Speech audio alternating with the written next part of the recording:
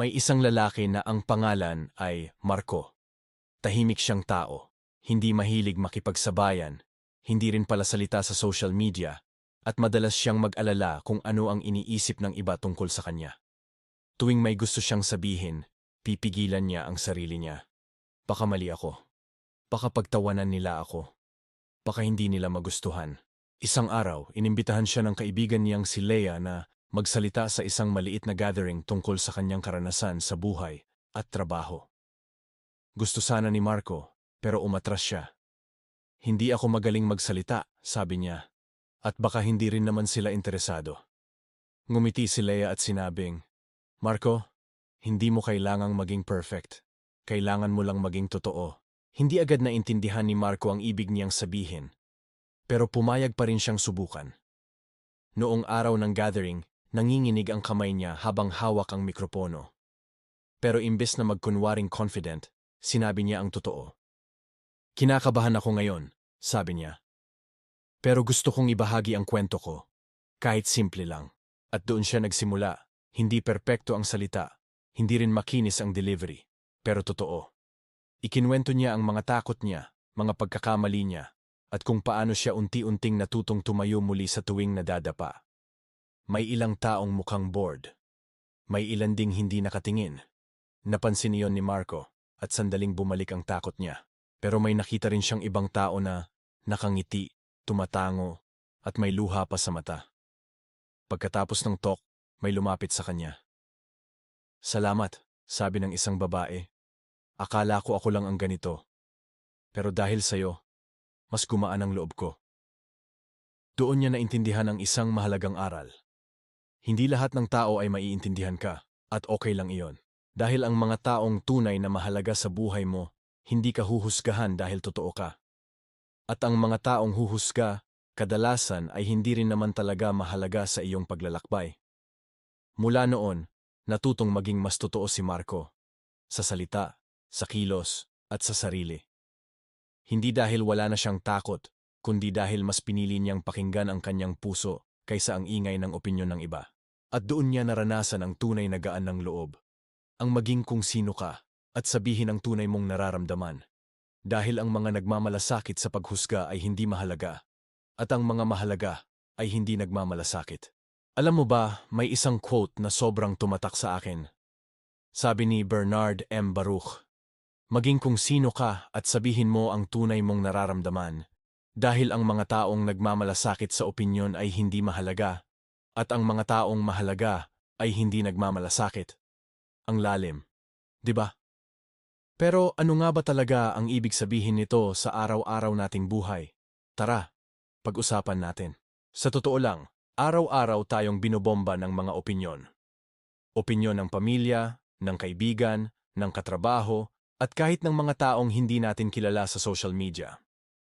Dahil dito, madalas, natatakot tayong magpakatotoo. Iniisip natin, ano kaya ang sasabihin nila kung gawin ko to? O baka i-judge nila ako kung sabihin ko to? At sa huli, anong nangyayari? Itinatago natin ang tunay nating pagkatao. Para tayong nagsusuot ng maskara para lang magustuhan ng iba.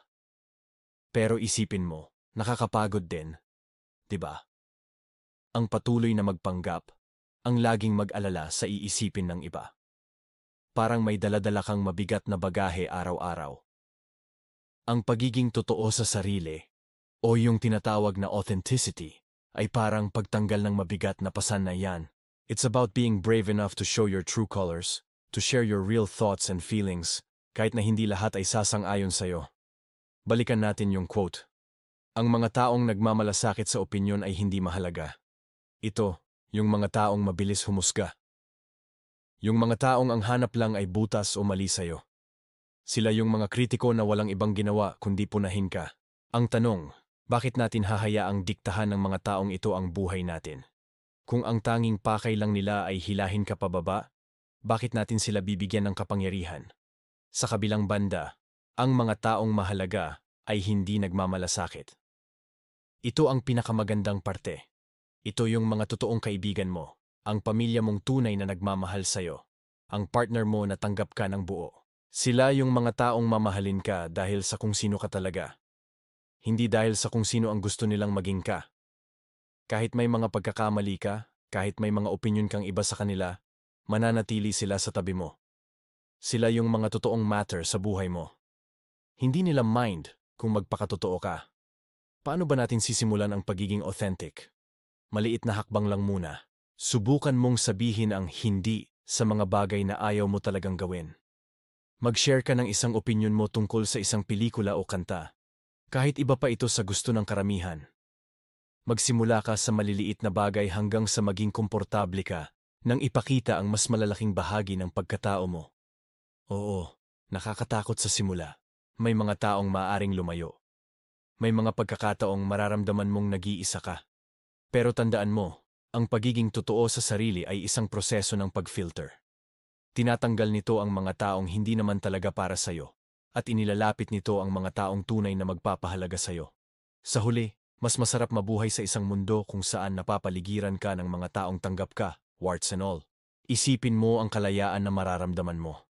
Ang kalayaan na hindi na kailangang mag-alala sa bawat kilos at salita. Ang kalayaan na magmahal, mangarap, at mabuhay ayon sa sarili mong mga panuntunan.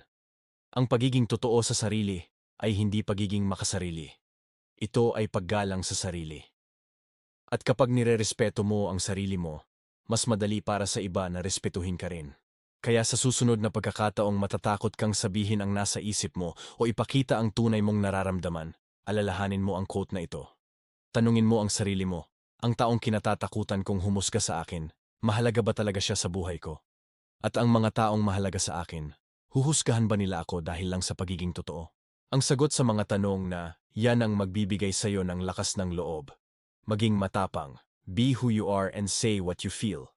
Ang mga taong tunay na para sa iyo ay mananatili at sila lang ang mahalaga.